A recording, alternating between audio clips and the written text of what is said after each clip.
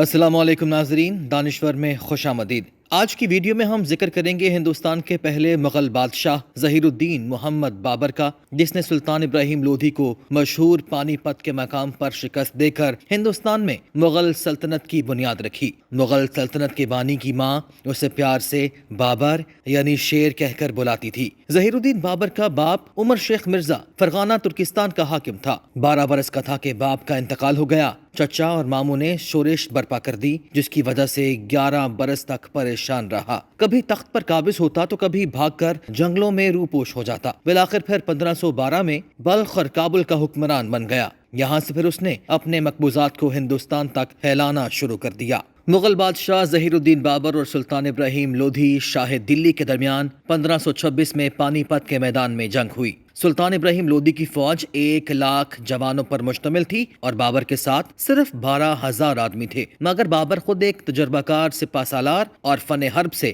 اچھی طرح واقف تھا۔ دوستو، ظہیر الدین بابر کو اچھی طرح احساس تھا کہ اس کی فوج دشمن کے مقابلے میں 8 گنا کم ہے، اس لیے اس نے ایک ایسی چال چلی جو ابراہیم لودھی کے وہم و گمان میں بھی نہیں تھی۔ اس نے پانی پت کے میدان میں عثمانی ترکوں کا جنگی حربہ استعمال کرتے ہوئے چمڑے کے رسوں سے 700 بیل گاڑیاں ایک ساتھ باندھ دیں۔ ان کے پیچھے اس کے توپچی اور بندوق بردار آڑ لیے ہوئے تھے۔ اس زمانے میں توپوں کا نشانہ کچھ زیادہ اچھا نہیں ہوا کرتا تھا، لیکن جب انہوں نے اندھا دھند گولہ باری شروع کی تو کان پھاڑ دینے والے دھماکوں اور بدبودار دھوئیں نے ابراہیم لودھی کی فوج کو حواس باختہ کر دیا، اور اس ناگہانی آفت سے گھبرا کر جس کا جدھر منہ اٹھا ادھر کو بھاگ کھڑا ہوا۔ یہ پانی پت کی پہلی لڑائی ہی تھی کہ اس دوران ہندوستان میں پہلی بار کسی جنگ میں بارود کا استعمال کیا گیا۔ دوستو، آگے بڑھنے سے پہلے آپ سے گزارش ہے کہ ہمارے چینل کو سبسکرائب کر لیجئے اور بیل آئیکن پر بھی کلک کریں تاکہ آپ کو ہماری آنے والی تمام ویڈیوز باقاعدگی سے ملتی رہیں۔ دوستو، اتنی بڑی فوج کے ساتھ ساتھ ابراہیم لودھی کے پاس 1,000 جنگی ہاتھی بھی تھے، لیکن سپاہیوں کی طرح انہوں نے بھی کبھی توپوں کے دھماکے نہیں سنے تھے۔ اس لیے پورس کے ہاتھیوں کی تاریخ دہراتے ہوئے وہ جنگ میں حصہ لینے کے بجائے دم دبا کر یوں بھاگ کھڑے ہوئے کہ الٹا لودھی کی صفیں تتر بتر کر دیں۔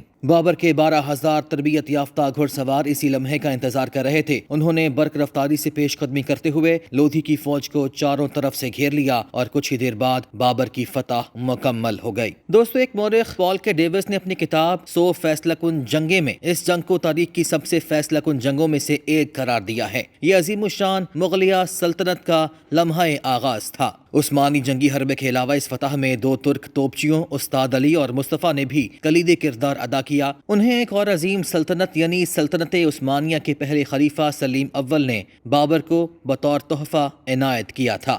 دنیا کی عظیم ترین سلطنتوں میں سے ایک سلطنت عثمانیہ کی داغ بیل عثمان غازی نے 13ویں صدی میں ڈالی تھی۔ پانی پت کی جنگ میں فتح پانے کے بعد بابر نے ہندوستان میں مغل سلطنت کی بنیاد رکھی۔ بابر فاتحانہ انداز میں دلی میں داخل ہوا۔ یہاں اس کا استقبال ابراہیم لودھی کی ماں بوا بیگم نے کیا۔ بابر نے نہایت ادب اور احترام سے اسے ماں کا درجہ دیا۔ دلی کے تخت پر قبضہ کرنے کے بعد سب سے پہلے اندرونی بغاوت کو ختم کیا، پھر گوالیار، حصار، ریاست میوات، بنگال اور بہار وغیرہ کو فتح کیا۔ اس کی حکومت کابل سے بنگال تک اور ہمالیہ سے گوالیار تک پھیل گئی۔ 26 دسمبر 1530 کو آگرہ میں اس کا انتقال ہوا اور حسب وصیت کابل میں دفن ہوا۔ اس کے پڑپوتے جہانگیر نے اس کی قبر پر ایک شاندار عمارت بنوائی جو بابر باغ کے نام سے مشہور ہے۔ دوستو، 12 سال کی عمر سے مرتے دم تک اس بہادر بادشاہ کے ہاتھ سے تلوار نہ چھٹی اور بالآخر اپنی آئندہ نسل کے لیے ہندوستان میں ایک مستقل حکومت کی بنیاد ڈالنے میں وہ کامیاب ہوا۔ دوستو، ہم آپ کو یہ بھی بتاتے ہیں کہ ظہیر الدین بابر کا مقبرہ کابل شہر کے وسط میں ایک پہاڑی علاقے کے قریب واقع ہے۔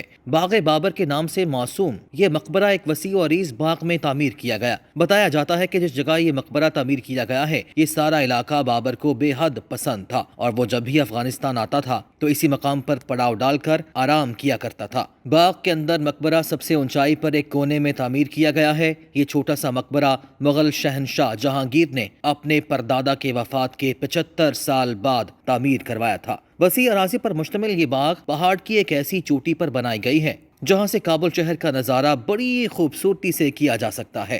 इस बाग को 2 हिस्सों में तकसीम किया गया है और जहां इसके बिल्कुल वस्त में पानी का एक नाला भी गुजरता है। मकबरे में पुराने जमाने का एक बसीदा महल भी वाक़ है, जिसके बारे में बताया जाता है कि महल अफगान हुक्मरान अब्दुर्रहमान खान ने तकरीबन 130 साल कबल बैरूनी ममालिक के सरबराहान के लिए तामीर कराया था। बाद में इस महल को होटल में तब्दील कर दिया गया था। ताहम मकबरे की तरह ये महल भी टूट फूट का शिकार नजर आता है। मकबरे के हदूद में एक मस्जिद भी कायम है जो मुगल शहनशाह शाहजहां ने बनवाई थी। दोस्तों, इस मकबरे की इमारत के साथ एक छोटा सा सेंटर भी बनाया गया है जहां मुगल हुक्मरान की पुराने जमाने की तस्वीरें रखी गई हैं। मकबरे की सैर करने वाले अक्सर अफराद इस सेंटर में जरूर जाते हैं ताकि मुगलिया सल्तनत के बारे में, उनके कारनामे और उनकी जिंदगी के मुख्तलिफ पहलुओं पर गौर किया जा सके। ये भी कहा जाता है कि मुगल हुक्मरान इस बाग में फुर्सत के औकात में शेर व शायरी और लिखने पढ़ने का काम भी करते थे, जबकि यहाँ वो घुड़सवारी और अपने बेटों की तालीम और तरबियत भी करते थे। ये बाग बाबर अफगानिस्तान में गुज़श्ता 2-3 अशरों से जारी लड़ाइयों में मुतादिद बार निशाना बना है, बल्कि रूस के खिलाफ जंग में तो ये मुल्की और गैर मुल्की अफवाज का एक मुस्तकिल मोर्चा रहा था। बमबारियों और गोलाबारियों की वजह से बाग की तमाम दीवारें गिर गई थीं, जिससे यहाँ लोगों का आना जाना तकरीबन ख़त्म हो गया था। अब आगा खान फाउंडेशन ने अब दोबारा इस बाग की ज़रूरी मरम्मत की है और इसकी दीवारें भी नए सिरे से तामीर कराई गई हैं, जिससे अब सयाह बड़ी तादाद में यहाँ आ रहे हैं। आपसे गुजारिश है कि हमारे चैनल को सब्सक्राइब कर लीजिए और बेल आइकन पर भी क्लिक करें ताकि आपको हमारी आने वाली तमाम वीडियोस बाकायदगी से मिलती रहें।